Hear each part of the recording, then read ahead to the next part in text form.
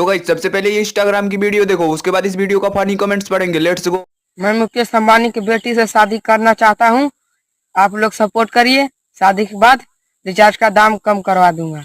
तो चलिए शुरू करते हैं। कौन सा नशा पोका है, दिन में तेरे को तारे दिख रहा है। अपने दांत तो साफ कर लो। क्या गुंडा बनेगा रे तू। Special day, I am waiting. Full support है।